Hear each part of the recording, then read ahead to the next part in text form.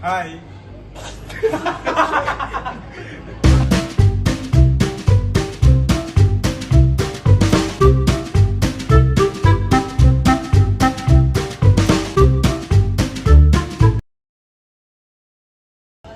Selamat siang Ibu Guru dan teman-teman. Di sini kami dari kelompok sosiologi.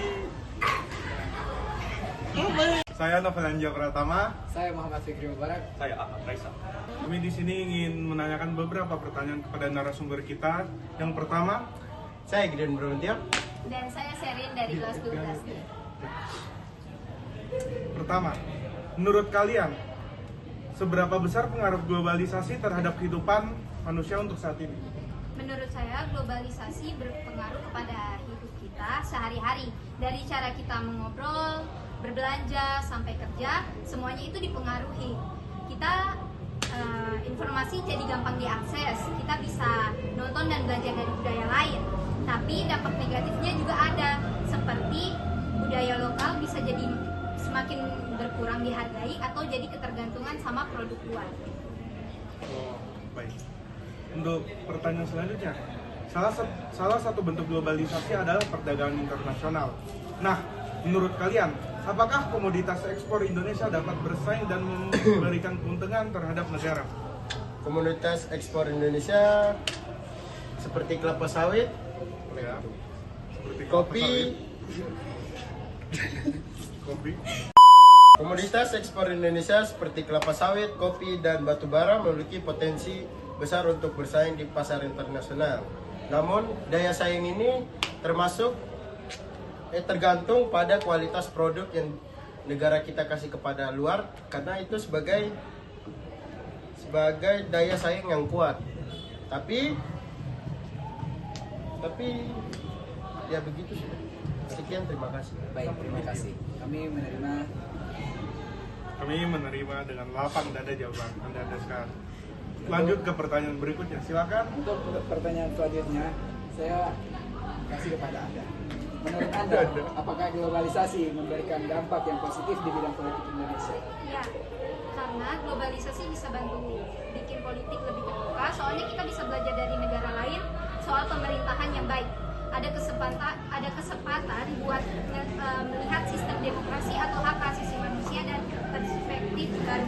Tapi sisi negatifnya kadang juga bisa ke bawah sama pengaruh luar yang nggak selalu cocok sama budayanya kita. Apalagi dengan buzzer-buzzer yang mempengaruhi Ya. suara-suara itu.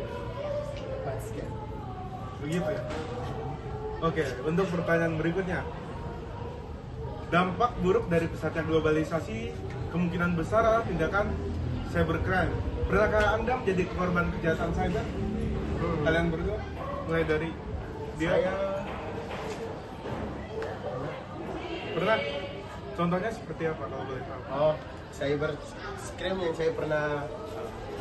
yang pernah saya dapatkan itu seperti saya membeli suatu item di online, Ya. tapi orang itu dia malah pergi, tapi dengan saya menghubungi lagi, dia bilang bukan orangnya itu, jadi dia menggunakan nomor orang lain untuk mengkomunikasi dengan kita dan dia kabur bawa uang kita.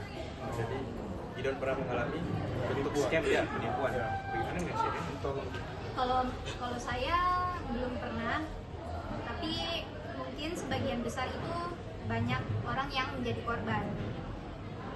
Ya, kejahatan cyber itu gampang terjadi karena banyak orang yang nggak paham soal keamanan data. Maka penting bagi buat hati-hati, kayak jangan gampang kasih data pribadi. Misalnya contoh kayak data pribadi seseorang, tapi misalnya kayak apa ya? Kayak begitu sudah data pribadi atau buka link yang nggak jelas. Berarti ini tidak pernah terjadi di diri Anda ya? Ya. Ya, tapi Kalau cyberbullying? Cyberbullying belum pernah. Sejauh kayak ini belum pernah. kayak Cina begitu tidak pernah. Sejauh Kayak ini belum pernah. kayak Cina begitu tidak pernah. Kayak dikatain kasus seperti yang lain. Mungkin nggak tahu. Kalau kau, Saya cyberbullying? pernah sih katain babi, Hitam. ya hitam tidak pernah. Apa lagi? Nah itu sudah semacamnya. Oke. Kalau kau Wah, sering saya. Oke, next. Ahmad. Oke, selanjutnya di bidang budaya dan bahasa, globalisasi memungkinkan media hiburan barat untuk ditonton anak muda Indonesia. Akibatnya, banyak yang sudah tidak mengenal bahasa daerah mereka dan lebih paham bahasa Inggris. Menurut Anda, apakah ini hal yang positif atau negatif? Menurut Sherin, Menurut saya ada baik dan buruknya. Positifnya yang pertama, kita bisa mengerti budaya luar dan belajar bahasa Inggris. Yang pastinya itu berguna bagi kita. Kemudian, tapi kalau sampai budaya kita sendiri dilupain, jadi nggak bagus buat kita. Seharusnya kita bisa seimbang, biar nggak lupa sama budaya lokal, tapi tetap punya wawasan yang luas. bagaimana kalau menurut Anda? Saya menurut saya sih bagus-bagus saja, tapi jangan sampai jangan sampai lupa dengan budaya kita sendiri, karena kita kan hidup di negara ini ya, kita harus Ya, globalisasi itu bahasa Inggris jadi penting. ya, tapi bahasa Inggris itu penting untuk berkomunikasi dengan orang luar. Nah, bisa buat apa? Ya, bisa membangun Indonesia juga untuk meraih ke luar negeri juga. Nah, itu positifnya. Tapi kalau negatifnya, jangan sampai kita membawa budaya luar itu datang ke Indonesia, membuat Indonesia itu lupa dengan budayanya sendiri. Nah, itu menurut saya. Lalu berikutnya ada Selanjutnya, Oke, selanjutnya, dalam bidang agama, globalisasi bisa memudahkan pemeluk agama untuk beribadah, misalnya lewat Alkitab elektronik dalam smartphone, mendengarkan siraman rohani, membagikan ajaran Tuhan di medsos, dan membayar zakat secara sedekah atau secara cashless. Sedekah secara cashless ini. Menurut Anda, bisakah kemudahan ini dieksploitasi oleh pihak oportunis untuk menguntungkan diri sendiri dan kemudian orang lain? bagaimana menurut Sherin? Memang teknologi mempermudah ibadah, bisa akses lewat kitab elektronik, ceramah atau zakat online. Tapi pasti ada juga yang memanfaatkan ini buat cari keuntungan pribadi. Penting juga buat teliti terlebih dahulu dan cek kebenaran layanan online biar nggak terkena penipuan. bagaimana dengan Anda, Gideon? Menurut saya sih janganlah gampang ikut orang. Jadi kayak ada iklan-iklan tentang ya yang ikut ini nanti akan masuk dapat surga apalah. Aduh, itu pembohongan publik saja, itu cuma mendapat uangnya saja itu. Pembodohan sekali ya? Pembodohan, apalagi yang ayo download ini supaya nanti dapat apa lagi, apa itu tidak berguna. Jadi janganlah cepat terpengaruh buat orang-orang yang goblok. Jadi kita harus Dengar itu ya teman-teman. Tidak boleh seperti itu. Nah, hati-hati Pertanyaan. dengan penipuan yang mengatasnamakan agama. Oke. Lanjut ke pertanyaan terakhir ini. Apa pendapat kalian tentang pemerintah yang mengajarkan siswa SMA Negeri 1 Manokwari untuk mendaur ulang sampah? Tapi sedangkan pemerintah daerah sini tidak membuat fasilitas daur ulang dan hanya menimbun sampah di lahan.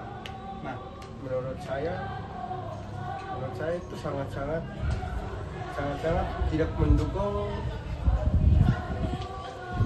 mendukung apa? Salah. Kalau kerja pemerintah saya tidak mengajarkan ini. Hah? Tadi sudah bicara apa? Mengajarkan.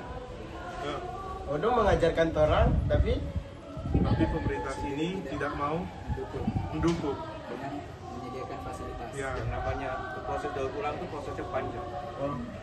dan hanya menunggu sampah di Sogun sana. Nah, Itu tidak akan. kalau menurut saya, maaf ya, ini tolol. Karena apa? Kalian mengajarkan kami, tapi kalian tidak mengasih lahan buat apa? Itu. Ya sama saya kalian makan uang rakyat dong. Itu menurut saya. Tolol ya teman. Oke, menurut saya kalau pemerintah ngajarin siswa buat daur ulang tapi nggak kasih fasilitasnya, Sama saja bohong. jadinya cuma setengah-setengah saja. Padahal siswa itu bakal lebih termotivasi buat daur ulang kalau fasilitasnya itu tersedia. Harusnya pemerintah juga mendukung dengan bikin fasilitas yang memadai biar program ini jalan.